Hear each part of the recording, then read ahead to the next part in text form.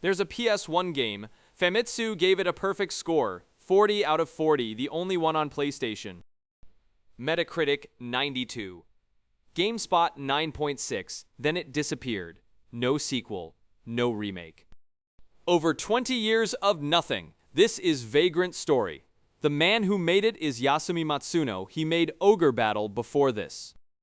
Then jumped ship to Square, made Final Fantasy Tactics. It was a hit, but Matsuno wasn't happy at Square. At his old company, he led about a dozen people, full creative control. At Square, multiple managers kept second-guessing his ideas. He didn't fit in. Here's the funny part. The class struggle theme in Final Fantasy Tactics came from the hierarchy he experienced inside Square itself. Vagrant Story was his second project at Square.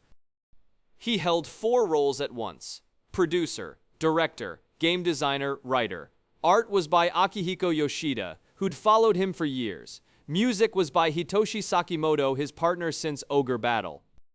The team grew from 20 to 50 people. It took 2 years. They went to France for research. Someone on the team loved wine. Showed Matsuno photos of a town called Saint-Emilion in Bordeaux. Matsuno was captivated by the medieval architecture, so he flew to France with Yoshida and Minagawa. The ruined city of Le Monde in the game. Its model was that very town. The entire game takes place in one city. Matsuno did this on purpose. He didn't want an open-world adventure. He wanted a tight cinematic experience. Technically, they pushed the PS1 to its limit. Full polygon rendering, no transition between exploration and combat. Loading was seamless. Players barely noticed it. To save memory, only the ending theme used real instruments. Everything else was synthesized. The combat system is the craziest part.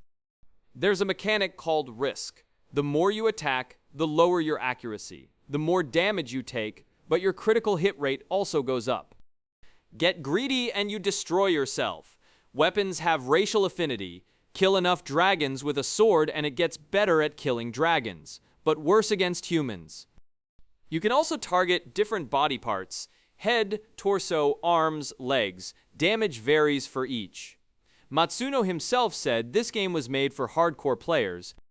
No guides, no hints from others. Figure it out yourself. The composer Sakimoto first gave Matsuno some bright, cheerful tracks. Matsuno said they were too light, told him to listen to the X-Files soundtrack for inspiration. Sakimoto says this is one of his favorite albums. The English translation is legendary too. The translator was Alexander O. Smith, Harvard Masters in Classical Japanese Literature. Smith made a bold decision. He rewrote all the dialogue in medieval English. Like Shakespeare's lines, this translation is now considered a milestone in game localization. Released February 2000, Famitsu perfect score. But commercially, it flopped. Compared to Final Fantasy IX and Chrono Cross that same year, it wasn't even close. A valedictorian whose graduation ceremony nobody attended. Matsuno went on to direct Final Fantasy XII. 6 years of development. Somewhere in the middle, he broke down. The official story was health reasons. He said he really was sick. But also said he felt guilty for disappointing the company and fans. In 2005, he left Square Enix. He never directed a major project again. In 2002, he wrote a script proposal for Vagrant Story 2, locked it in a drawer. In 2020, he posted the sequel's prologue on Twitter. A new protagonist named Jack, not Ashley, but the story never became a game. Some of the ideas ended up in Final Fantasy XIV's storyline. The core theme of this game is about power and desire. Those who crave power are consumed by it. Matsuno told this story through the entire game, then lived it himself. He didn't crave power, but power found him. He couldn't bear it. So he walked away. Follow me, we'll talk again next time.